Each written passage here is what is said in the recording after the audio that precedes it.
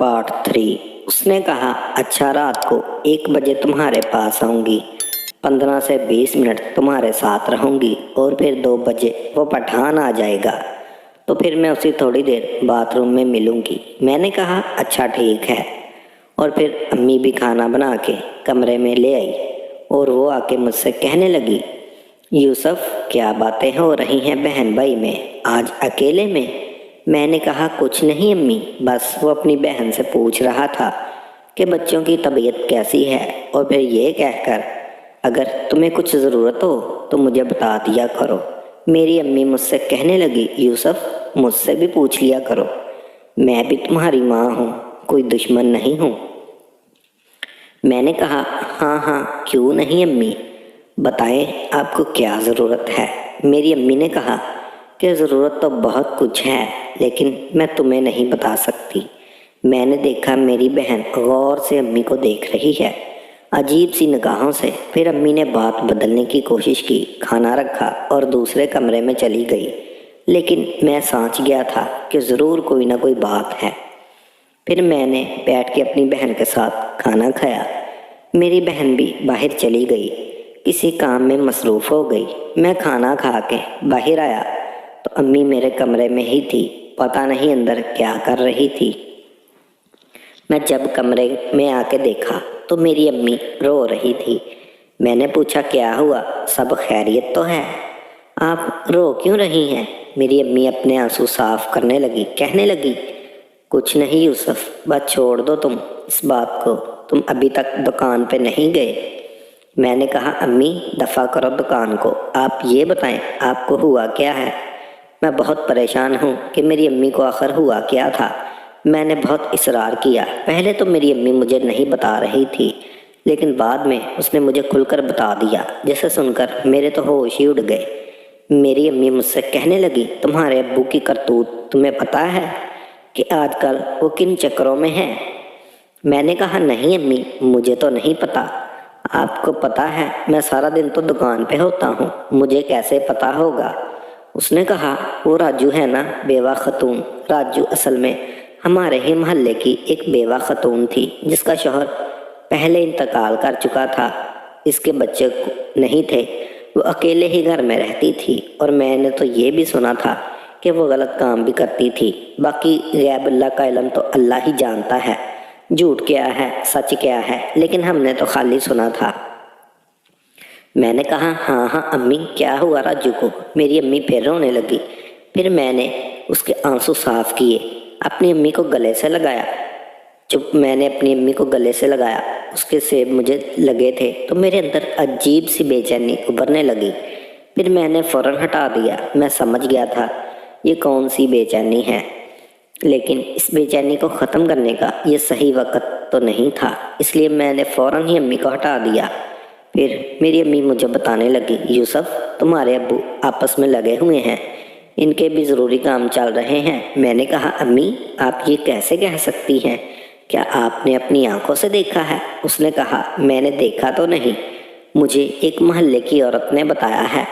तुम्हारा शौहर आजकल इस घर के बहुत चक्कर लगा रहा है, और परसों राजू आई भी थी हमारे घर तुम्हारे अब्बू का पूछने, और फिर मैंने ये बात तुम्हारे अब्बू से पूछी कि राजू क्यों आई थी, तुम्हारा पूछना है। वो उल्टा गुस्सा करने लगा, कहने लगा, तुम घर में रहो, बाहर के मामलात में तुम दखल अंदाजी मत करो। फिर मैंने उससे गुस्से से कहा कि तुम रज्जो से शादी करने वाले हो? उसने कहा, कर भी लूँगा तो तुमसे पूछूंगा थोड़ी, इसलिए मैं कह रही हूँ तुम्हारे अब्बू ने। यूसुफ अगर मेरे साथ ऐसा किया तो फिर तुम लोग मुझे मत बोलना जो मैं करूँगी। अब मैं डर गया था। मैंने कहा कि पता नहीं अम्मा क्या करने वाली हैं।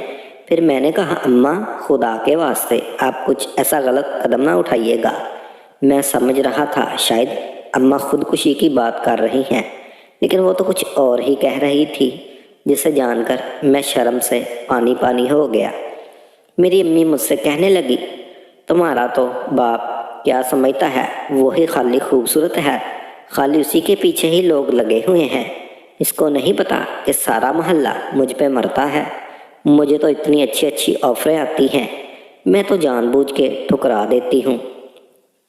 کہ خیر اب بچے ہو گئے ہیں تو ایسا کیوں کرنا، لیکن ہاں اگر تمہارے باپ نے بھی ایسا کیا تو پھر میں بھی اسی گھر میں جس سے دل چاہے گا اس کو بلاؤں گی اور ملوں گی۔ میں نے کہا امی یہ آپ کیا کہہ رہی ہیں، خدا کا خوف کریں، اس طرح کی باتیں تو نہ کریں۔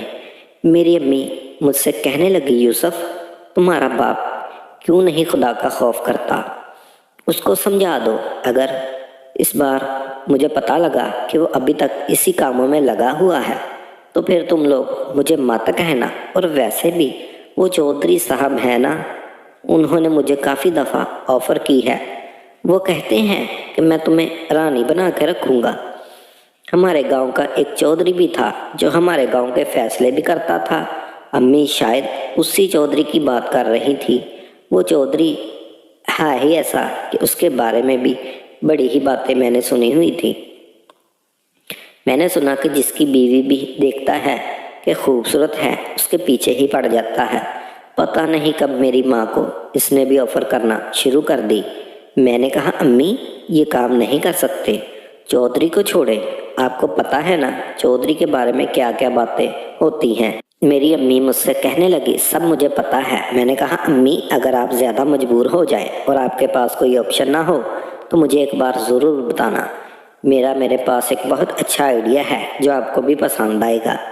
اصل میں اپنی امی سے یہ کہتا کہ آپ میرے ساتھ تعلق بنا لو، کیونکہ میری ماں لیکن مجھے بہت اچھی لگتی تھی۔ میں نے بہت مشکل سے خود کو کنٹرول کیا ہوا تھا اور پھر یہ موقع اچھا میرے ہاتھ آ گیا تھا۔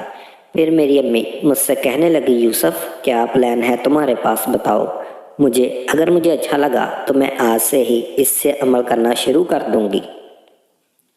میں بھی اپنی امی سے اپنے دل کی بات نہیں کر سکتا تھا، یہ موقع اور وقت ٹھیک نہیں تھا۔ میں نے کہا امی ابھی نہیں، جب آپ بالکل پریشان ہو جائیں اور آپ کے پاس دوسرا کوئی چارہ نہ ہو تب آپ مجھے ایک دفعہ لازمی بتانا۔ پھر میری امی نے کہا اچھا آنے دو تمہارے ابو کو، آج میں اس سے فائنل بات کر لوں گی، یا تو وہ رجو کے ساتھ رہے گا یا وہ میرے ساتھ رہے گا۔ میں نے کہا اچھا ٹھیک ہے آپ کی مرضی، اور پھر میں اٹھ کے باہر آنے ہی لگا۔ پھر امی نے مجھے پیچھے سے آواز دی، پھر میں پیچھے مڑا ہے۔ میں نے کہا جی امی کیا ہوا؟ اس نے کہا یوسف ذرا یہاں آ کر بیٹھو میرے پاس، مجھے بھی تم سے ایک بات کرنی ہے۔ میں نے کہا جی امی بتائیں۔ میری امی نے مجھ سے کہا کہ تم عالیہ کو جانتے ہو؟ میں نے کہا ہاں امی، ہمارے ہی محلے ہے، اچھی طرح سے جانتا ہوں۔ اس نے کہا وہ والا نہیں، کیا تمہارے بیچ کوئی چکر چل رہا ہے؟ میں نے کہا نہیں امی، یہ آپ کیوں پوچھ رہی ہیں، اور آپ کو یہ کس نے کہا؟ میری امی نے کہا عالیہ آئی تھی آج میرے گھر